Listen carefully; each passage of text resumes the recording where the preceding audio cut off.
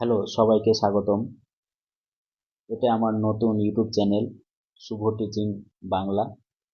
এই চ্যানেলে বাংলা বিষয়ের সমস্ত ধরনের তথ্য, আলোচনা, সাথে ব্যাকরণ অংশ পাবে।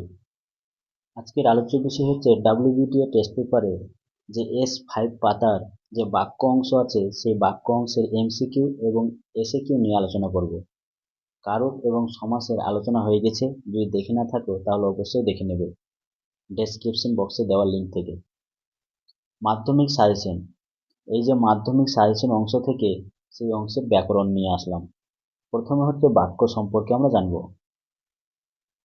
চলো তাহলে এমসিকিউ গুলো একে একে আমরা দেখে নিই। প্রথম প্রশ্ন হচ্ছে সরল বাক্যে থাকবে। সরল বাক্যে কি থাকবে?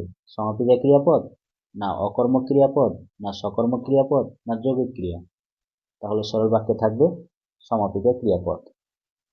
দ্বিতীয় প্রশ্ন হচ্ছে জটিল বাক্যে এক বা একাধিক কি থাকে? জটিল বাক্যে এক বা একাধিক থাকে কি? খণ্ডবাক্য, ক্রিয়াপদ, অব্যয়, নামপদ। তাহলে কি থাকে? এক বা একাধিক থাকে খণ্ডবাক্য। 3 নম্বর প্রশ্ন হচ্ছে বাক্য নির্মাণের শর্ত। তো বাক্য নির্মাণের শর্ত কয়টি? 2টি, 3টি, 4টি, 5টি?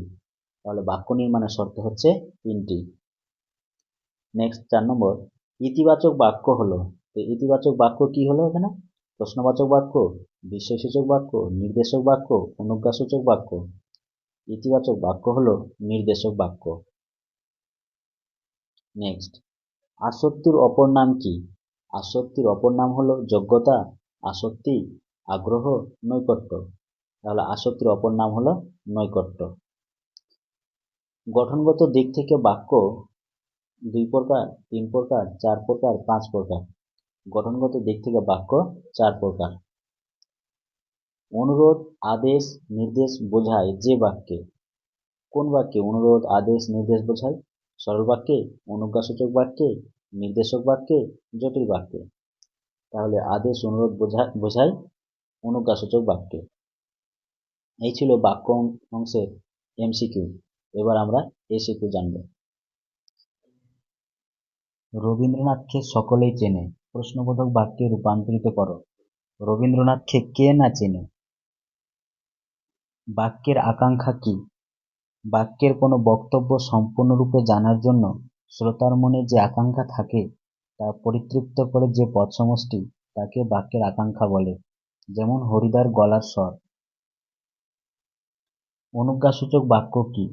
যে বাক্যে অনুজ্ঞা অর্থাৎ আদেশ, উপদেশ, অনুরোধ ইত্যাদি অর্থ প্রকাশিত হয় তাকে অনুজ্ঞাসূচক বাক্য বলে। যেমন তোরা সব জয়ধ্বনি কর।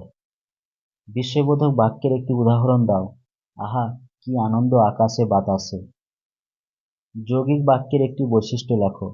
যৌগিক বাক্যে পরস্পর নিরপেক্ষ সরল বা স্বাধীন খণ্ড বাক্যগুলি অব্যয় ছাড়া পাদচ্ছেদ বা কমা দ্বারা যুক্ত হতে পারে। যেমন নদের চাঁদ সব বোঝে, কমা কেবল নিজেকে বোঝাইতে পারে না। একটি মিশ্র বাক্যের উদাহরণ দাও। গ্রামে কেউ 2-1টা পাঁচ দিতে পারলে বুড়ো বুড়িরা আশীর্বাদ করতেন, বেঁচে থাকো বাবা, তোমার সোনার দোয়াত কলম হোক। উদাহরণ দাও শর্ত সাপেক্ষ বাক্য। যদি মন দিয়ে পড়াশোনা করো তাহলে পরীক্ষার ফল ভালো হবে। নির্দেশক বাক্য কাকে বলে? যে বাক্যে সাধারণভাবে কোনো বক্তব্য বা বিষয় বা ঘটনা নির্দেশ বা বিবৃতি বা বর্ণনা উল্লেখ থাকে তাকে নির্দেশক বাক্য বলে। যেমন আমাদের পথ নেই কোনো। জটিল বাক্য ও সরল বাক্যের একটি পার্থক্য লেখো। জটিল বাক্য একটি খণ্ডবাক্যের অধীন এক বা একাধিক অপ্রধান খণ্ডবাক্য নিয়ে গঠিত হয়, কিন্তু সরল বাক্য একটি উদ্দেশ্য ও একটি বিধেয় নিয়ে গঠিত হয়। পাতা S5 বাচ্য এমসিকিউ। বাংলা ভাষায় বাচ্য হলো, বাংলা ভাষায় বাচ্য হলো কত প্রকার? বাংলা ভাষায় বাচ্য 4 প্রকার। ক্রিয়াপদটি সর্বদাই সকর্মক বা দ্বিকর্মক হয় যে বাচ্যে। তো ক্রিয়াপদটি সর্বদাই সকর্মক বা দ্বিকর্মক হয় কোন বাচ্যে? কর্মবাচ্যে।